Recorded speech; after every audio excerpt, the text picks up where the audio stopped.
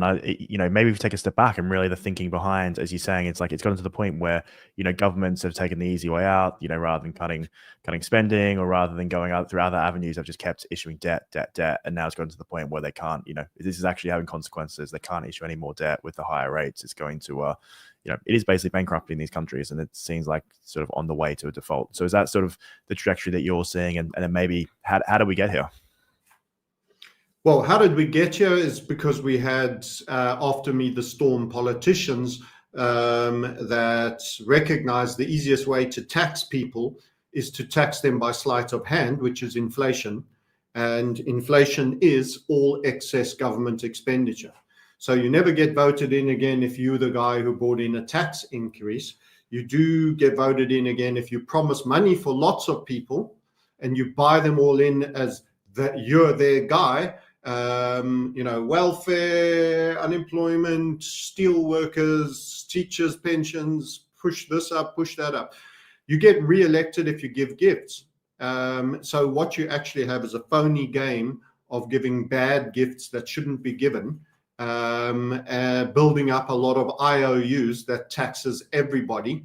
In the initial instance in currency debasement, but at the end of cycle, once you've had all these tertiary extracting proliferators working their magic on your behalf, you end up with an entire system collapse.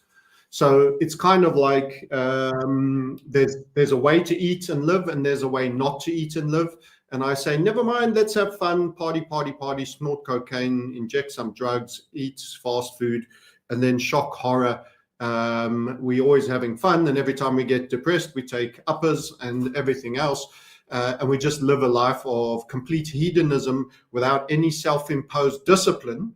We get politicians who lie to us about that to make it easier for you to consume. It's not really a drug. It's not really a recreational drug. It's good for you. Do this. Okay, happy days. And no one inquires, and we carry on.